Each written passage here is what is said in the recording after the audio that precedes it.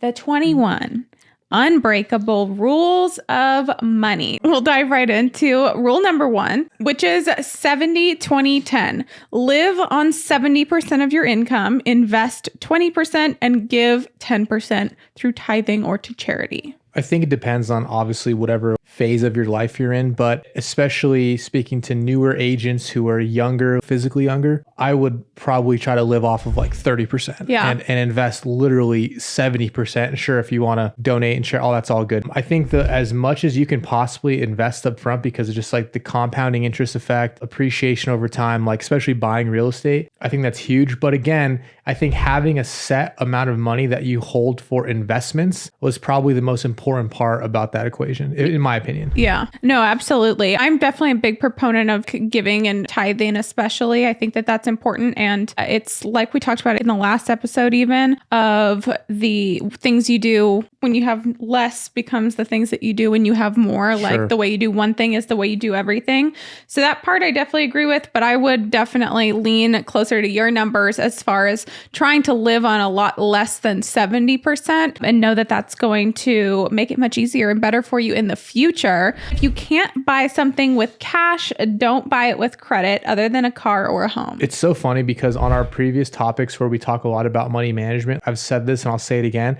If you don't have it in cash and you're paying for it in your credit card, you cannot afford it. If you have $10,000 in cash and you have $10,000 in credit card debt, you literally cannot afford anything. Yeah. So that's a great rule of thumb. If you can't buy it in cash, don't buy it, except for real estate. Real estate. Never have more than 6 months of living expenses in cash. Yeah. I mean, in theory, you have too much cash, right? And you just don't know what to do with it. That'd be great. Depending on who you are, everyone has a different risk tolerance. But I can say this, and we said this, I think it was literally on the last podcast, was that my mind changed about money in the bank. They used to make me feel secure. I used to like to open it up in the morning and look at it. Like I liked knowing it was there until I started realizing that the longer it sits in that Bank of America account, it decreases in value. Like literally it's losing value as it's sitting there. So you got to get out of the mindset that cash in the bank is some type of security for you. Yeah. I think keeping your money in motion much more than just keeping it sitting there in the bank.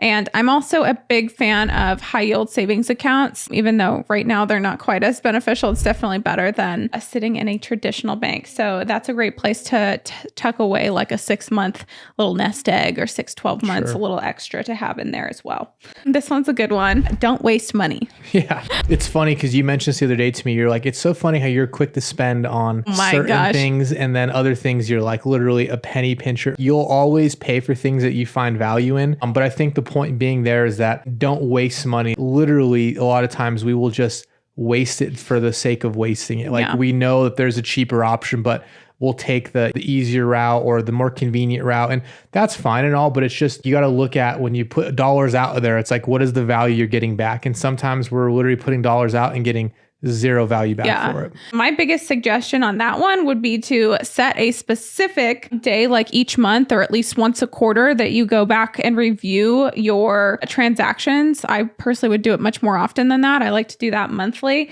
but having a good grasp on like where you're spending money. And also it's good to like stare that in the face and be like, okay, wow, I had a lot of careless spending last month, and you can kind of reel it in or set yourself on a new little goal. If you want to become a better agent, there's only one place to do it, and that is BAMX. Everyone tells you what to do, but BAMX shows you how to do it. Whether it's creating the perfect green screen video, overcoming objections, or creating scroll stopping captions, BAMX has it. Click the link below and use the code HOA for 10% off your yearly subscription at checkout.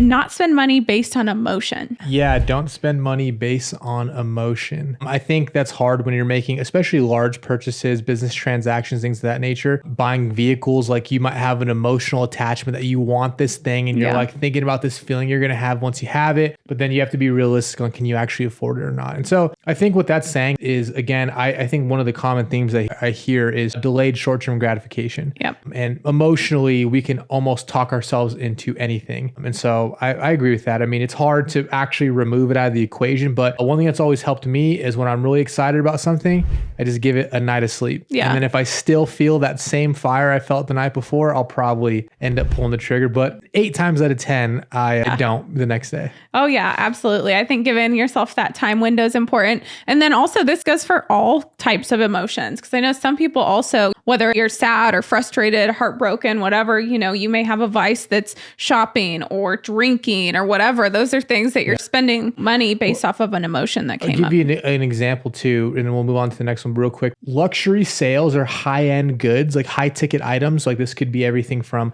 a nice watch, a vehicle, like an expensive plane, right? Everything that you do in that category, high-end sales you're sold on emotion and you justify it with logic. When investing your money, do your due diligence.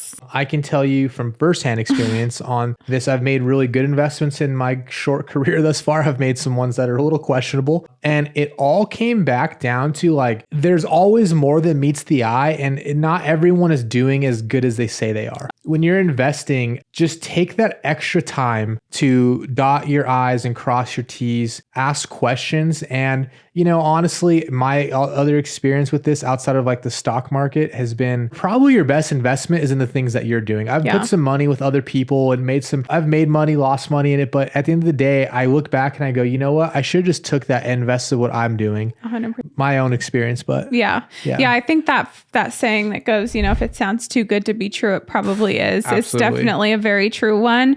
I think always do your due diligence. And then, ultimately it does come down to kind of your risk tolerance and how much you were willing to go all into. But I would definitely second that in most cases, more often than not, had you taken those funds and invested it in either something that you had some element of controlling that controllable, or at least something that you understood more thoroughly, it probably would have yielded a higher return for you. And just because people with money or people you admire in whatever capacity are doing it, doesn't mean skip the due diligence.